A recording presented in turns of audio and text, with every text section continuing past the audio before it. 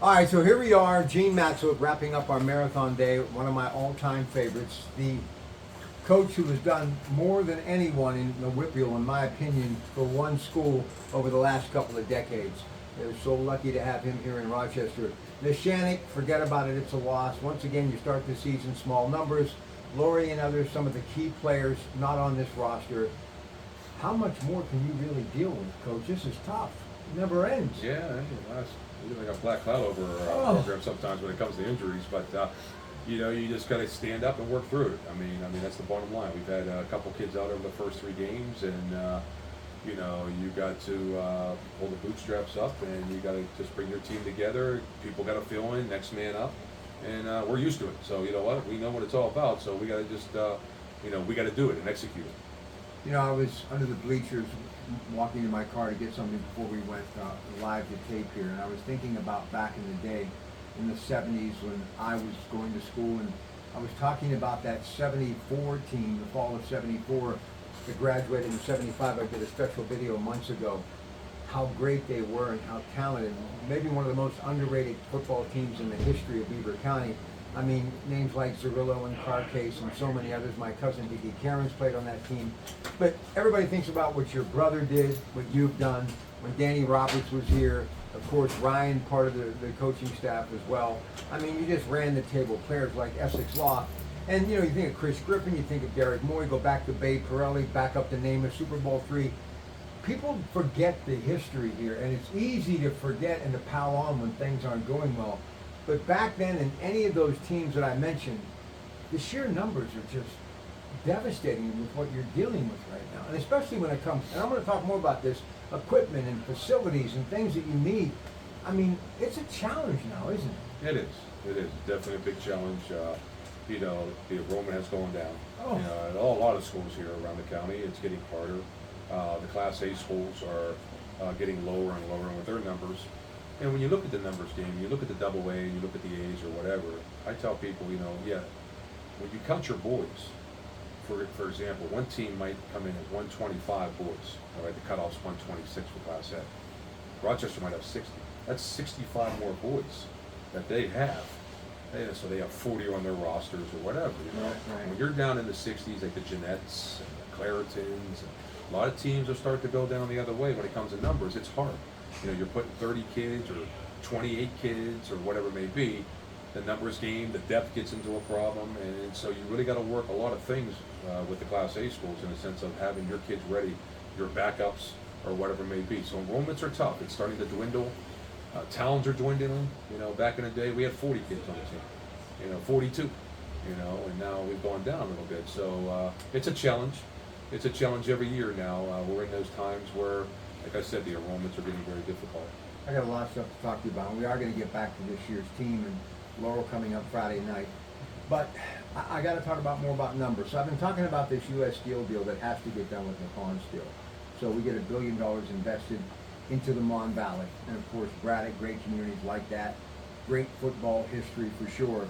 But Clareton is a town that I think about when it comes to the steel industry. And I don't know if you know this or not, but you're the perfect person to talk to this about. I actually was text messaging your old friend Tom Nola. You guys have had some epic battles. Love the guy. One of the most appreciated coaches in the WPIL, and a lot of it is because, well, he coached at Clareton. Well, let me tell you what he did at Clareton. So you've got Tyler Boyd, now in his 9th years in the pro, played for Pitt. They are going to rename the football stadium after him in Clareton. It's undergoing a massive renovation thanks to U.S. Steel putting a lot of money in there. Originally built in 1930. During his time there, they were 63-1.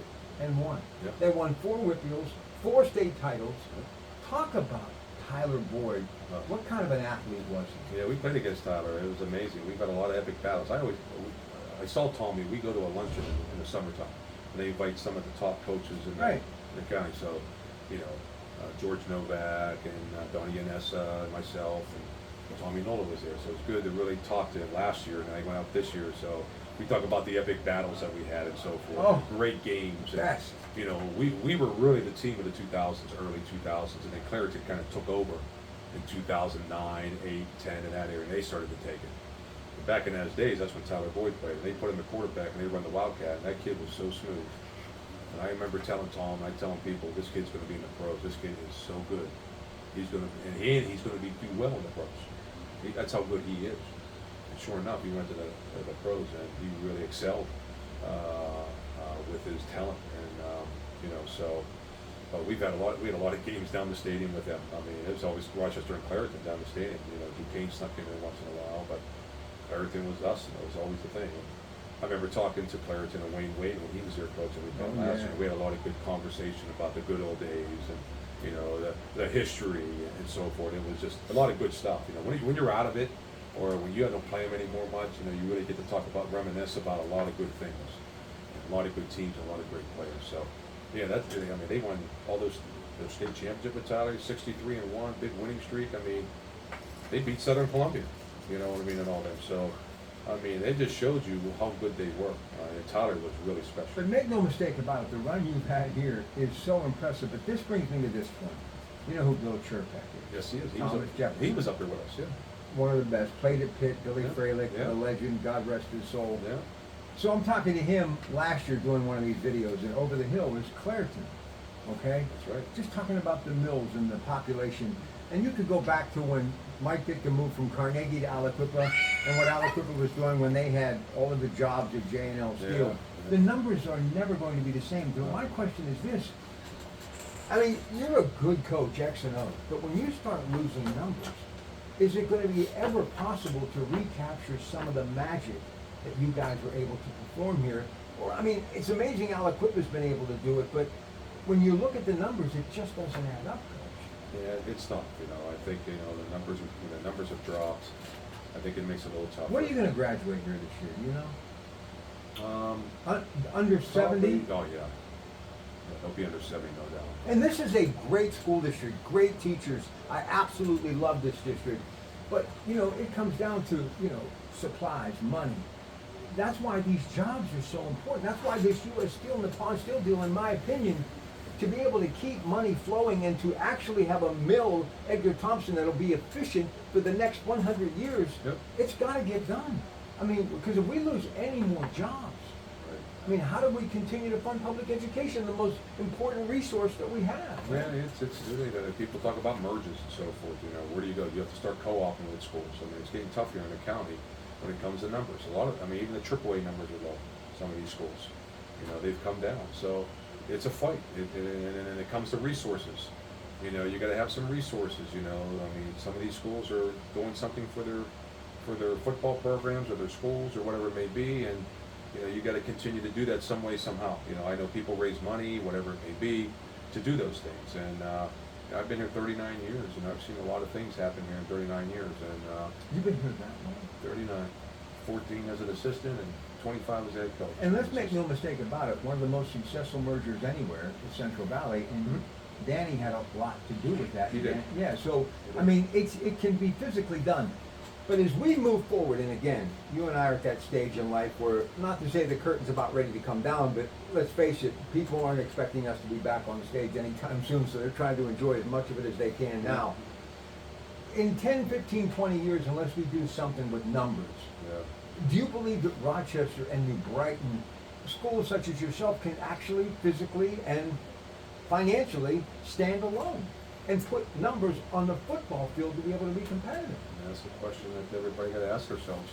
I think, you know, administrators and people around the county, and I know they look at those things and do surveys and so forth. And I'm talking to Danny, he says some things about that. You know, they got to dig deep inside, you know, and see what they want to do and what's best for kids. And you know, I think that's the biggest thing. It's hard. It's not getting easier, and when your numbers go down, especially in football, it makes it even tougher. You need numbers in football. You know, so. I don't know. I hope the answer over the next 10 years, you're going to, probably the next 5 years, I think we're going to see what happens. A lot of season left. You get a couple of players back, you get healthy. Things can change quickly, but I know this is very frustrating for you. In fact, I don't know how many times I went to the phone and started to text you, and I thought, you know, let's just give them another week. And I figured I got to do it now. I got to face the music. So I'm here, and I saw that you're doing so many things. You meet with parents. I mean, this is a full-time job, even though you're a retired teacher. Yep. So how do you keep these young men mentally and focused on what the task is that lies ahead Friday night even though you may not have some of these I think players it's back. just, the trust. I think it's the respect. I think that people, they always call me like a father now, or a grandfather. They're starting to call me grandpa. I used to be father, now it's grandpa, so I guess I'm getting older. But, you care about kids. People can sit there, you want to criticize about plays and so forth, you do that, but it's caring about the kid.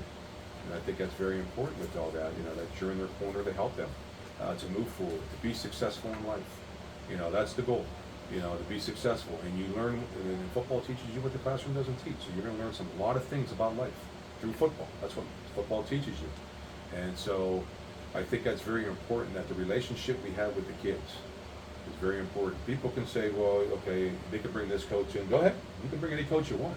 Things will change in the sense of when people go and you get people in programs, and that some coaches maybe don't relate to the kid as good, or they may not do this right or this right. So there's a lot of intangibles that go in, with kids. We talk to our kids all the time. I talk to my kids in my office. We talk about a lot of things, almost like I gotta put my counselor hat on, with them to help these kids. And I think that goes a long way, all right, with our kids. And when I talk to them about team, I talk to them about the football aspect, they have all that respect and they want to win for it, with that. So and I appreciate them doing that, because they don't have to do that. A couple teams would be like, oh, you want to practice right now. Our kids go up on that practice field and they practice. They know what they watch film that they do wrong. They know what they got to do. We know what we got to do. And so we just got to keep building forward. I think the respect of the program helps. I think new people coming into the town, we don't have the names of the kids that maybe the brothers or, some other schools maybe have their brothers coming through or their cousins. A lot of the things here in Rochester, a lot of people, they're not names, they're from Rochester, or maybe they didn't have anybody play or whatever. So the tradition kind of doesn't, maybe a lot of people don't understand that tradition, or understand what all those winning championships. It's almost like you go back to starting anew again. Right. And so, but you want to keep bringing it back. You get the challenges every year. That's why I come back. It's a challenge. I want to meet the challenge. Yeah, we may not be where we want to be right now, but we're going to meet the challenge and start keep getting better. And when our kids leave here, they're going to be better people. Whether I go 0-9 or I go 9-0, they're going to be better people when they leave here. And I think that's very important with a lot of things, that the connections you have with football players. There's some programs out there that maybe don't have that connection. Maybe you don't have that, they don't feel whatever. There's something missing, right? There's a missing ingredient with things. But here, it's a family atmosphere. We try to keep it as a family atmosphere. I've had kids come from other schools and say, Coach, the family atmosphere you have here, I really appreciate it. I never want to go back there. And I said, well, that's your choice, but those compliments are nice to hear. Absolutely. And calming to you, and say you're treating the kid the proper way and you're doing it the right way. So it ain't all about playing time. It's about the kid coming through, working hard every day, all right, and then they go on to be successful in life. All right, that's what it's going to be. And the kids that come through here, whether they played it down, didn't play it down, played 100 downs, whatever it may be, all right, the kids that came through the program, 9 times out of 10, they go on to do well for themselves. Here's a good example. So I'm with Coach Rouse over at Beaver earlier, and I hear a coach out there just hooping and hollering and running up and down the field. It's Matt Weiss. Oh, yeah. Now, Matt played here, was a tremendous player here, Right. coached at Hopewell. Right. Would have liked to have done better, but instead of simply saying, I'm done, Yeah. he's now over there, Sure. just giving it everything that he has, and he's a good father, a good husband.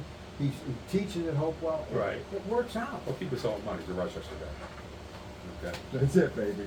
It's all about Rochester. Before I let you go, isn't it amazing what a difference a year will make? Now, Coach Narduzzi is the smartest coach in college football. Yeah. Is that He's a great coach. Played at YSU. That's the alma mater. They're taking on this week. We'll have it on 93.7 The Fan. But with a difference of quarterback, like this Nick Saban guy that was recruited that decides to come to Pitt, this Holstein. So it really is, it can flip on a dime. Can it not? Going through that transfer portal, you never know who you're going to get, but it's nice to What do you think of get a that, quarterback. by the way, with this whole name, image, and likeness thing? You know what? It was 50-50 with it. Some people like it, some people don't. Do you think the kids should get paid? Yeah, I think they should. Do I think they should make millions of dollars? I'm not quite sure about that. You realize some of these But- young men are making more than the people playing in the pros? I can see a stipend for them all, where there's a set line and they can do it that way, but, What about high schoolers? I don't agree with high school. Yeah, these are high school kids. These Come are on kids. already. They should be playing for their hometowns. A lot of these kids transfer out, go here and go there, which is fine. You can do what you want. That's your point. I remember my dad, he wanted to take me out, and he wanted me to come out, and I said, I want to be with my friends. So he wanted you to leave Shenango? Well, it was just more, like, Play at in Newcastle. general, yeah, in general, or whatever. That's what, but I said, I'm going to be with my friends. I want to play football, you know what I mean? So, but, it's whatever the parent prefers and what's the best for them. I'm not saying it's wrong, I'm just saying whatever's best for them. So, just so much out there for these kids now with the NILs, who's doing But this. Coach, here's where we are right now. The I'm high here school. watching Mike Tomlin at a press conference, and he's trying to justify Justin Fields, and people are saying, well, they need to score more points. They're 2-0. Right. I mean, the kid has not made any mistakes. He's 25 years of age. He does what he needs to do, and their defense is great, and you win championships with defense. The bottom line is what your record is. You're 2-0, and they still are trying to say, That's well, what they're not people scoring do. enough When points. when you win, they look at how you won. All right? Oh, you didn't score 30. Okay, well, that's a bad. You're bad. You're not going to win any more games. No, we won. Isn't the objective is to win? All right. So if you kick 5 field goals and win, You win. All right. I mean, if you kick 5 field goals the next week, you win. So I think we're so like, we think we have to score 100 points, or you didn't score 2 times, it's going to catch up to you. Yeah, it could be, but and that's what we got to do. I think as a team, we got to execute and start get things together here and start moving forward. No one has your back more than I do. The Rochester School District, the teachers, the administration, obviously the fans, the quarterback club, the Little Rams, and this guy. He's the machine that keeps it all going. So get out and support him. Of course, coming up next, let's talk about this game real quick. Some of the things you want to prove. So. Yeah, we got to improve on the execution part of it. Very, very important. We get better at executing once. We can't do it once right and 3 times wrong. We got to do the routine things routinely. Lining up right, getting the snap from center. We had 5 dead ball penalties last game that moved us back. And you're not going to sustain drives or be successful on the drive if you get set back with penalties. It's hard to do. And so that's what happened against Michigan. Yeah, we had too many penalties. We get to the 5, we had too many penalties. So you got to learn from that. You got to work on the execution part of it. When you're in the red zone, you got to dig it down deep, and you got to come off the ball.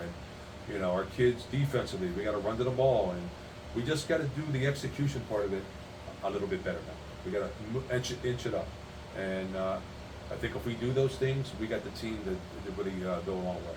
All right, Coach Gene Masswood, thank you so much for letting me come here tonight. Don't forget the Coons Market Black and Gold Sunday Show. Got that Coons Market here in Hopewell. It's your Pratt Pack busy day. That's the end for tonight. Back with more tomorrow. Have yourself a great rest of the night, and go Rams.